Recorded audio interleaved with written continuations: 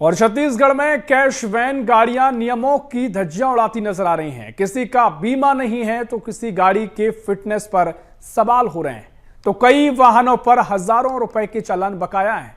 इन्हीं गाड़ियों से छत्तीसगढ़ में 3600 से ज्यादा एटीएम तक कैश पहुंचाया जाता है। रायपुर के 1000 एटीएम का जिम्मा है, लेकिन हैरानी की बात यह है कि सुरक्षा का दावा करने वाली ये गाड़ियां खुद नियमों के घेरे में फंसी हुई हैं। परिवहन विभाग के रिकॉर्ड खंगालने पर सामने आया कि कई कैश वैन बिना वैध बीमा के सबको सड़कों पर दौड़ रही हैं, और तो कई की फिटनेस अवधि भी खत्म हो चुकी है। इसी पर देखिए ये खास रिपोर्ट। वैन की फिटनेस पर सवाल, नियमों की अनदेखी पर बवाल, गाड़ियों की जवाबदेही कौन करेगा तय, कैश वैन कंपनियों पर कब होगी कार्रवाई।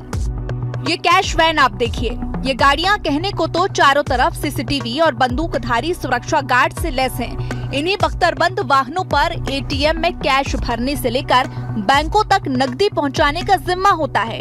इन्हीं गाड़ियों से छत्तीसगढ़ में 3600 से ज्यादा एटीएम तक कैश पहुंचाया जाता है। रायपुर के 1000 एटीएम का जिम्मा इन पर है, लेकिन हैरानी की बात तो ये है कि सुरक्षा का दावा करने वाली ये गाड़ियां खुद नियमों के घेरे में फंसी हुई हैं। परिवहन विभाग के रिकॉर्ड खंगालने पर यह सामने आया कि कई कैश वैन बिना वैध बीमा के सड़कों पर दौड़ रही हैं, तो कई की फिटनेस अवधि खत्म हो चुकी है। वैन की गाड़ियां जो है असुरक्षित हैं।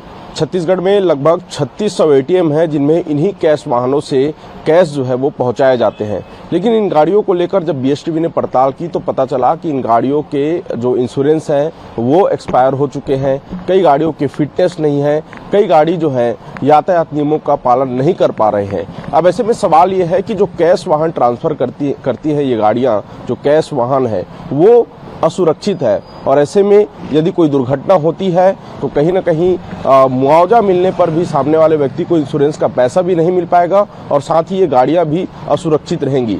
अब सोचिए कि करोड़ों रुपए का कैश रकम जो है लाने ले जाने वाली गाड़ियां यदि असुरक्षित है, तो ऐसे में सवाल यही है कि आखिर इन गाड़ियों पर कार्रवाई क्यों नहीं होती है, क्योंकि कई ऐसी गाड़ियां हैं जिन पर हजारों रुपए के चालान पेंडिंग है। देखना ये होगा कि यातायात विभाग के द्वारा इन गाड़ियों का कैसे वेरिफिकेशन किया जाता है, क्योंकि ज्यादातर गाड़ियां अन्य प्रदेशों की होती है, कई बार दुर्घटनाएं भी होती हैं, कई बार लूट की वारदात होती है। तो जो प्रक्रियाएं होती है, कानूनी प्रक्रियाएं, यदि उस समय गाड़ियों के इंश्योरेंस, गाड़ी के फिटनेस यदि सही ना हो तो कहीं ना कहीं एक बड़ी समस्या जो है वो खड़ी हो सकती है।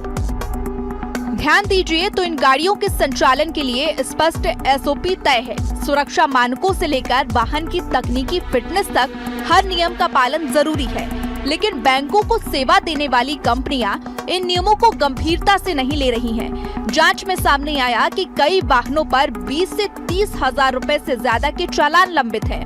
कुछ गाड़ियां बार बार यातायात नियम तोड़ चुकी हैं, लेकिन जुर्माना अब तक जमा नहीं कराया गया। अब पुलिस भी इस पूरे मामले की जांच की बात कह रही है।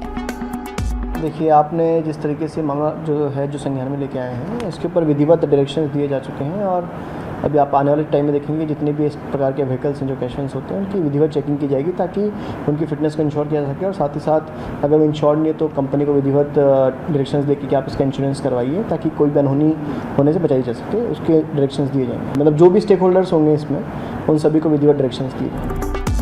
छत्तीसगढ़ में संचालित अधिकांश कैश वैन दूसरे राज्यों में पंजीकृत है। ऐसे में यदि किसी वाहन का एक्सीडेंट हो जाए और उसका बीमा वैध ना हो तो पीड़ित को मुआवजा मिलने में भी बड़ी परेशानी खड़ी हो सकती है। अनफिट और बिना बीमा वाली कैश वैन न सिर्फ सड़क सुरक्षा के लिए खतरा है, बल्कि इससे सरकारी राजस्व को भी नुकसान पहुंच रहा है।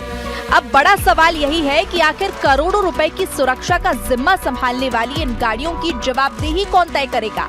क्या नियम तोड़ने वाली कंपनियों पर कार्रवाई होगी, या फिर यह खेल यूं ही चलता रहेगा।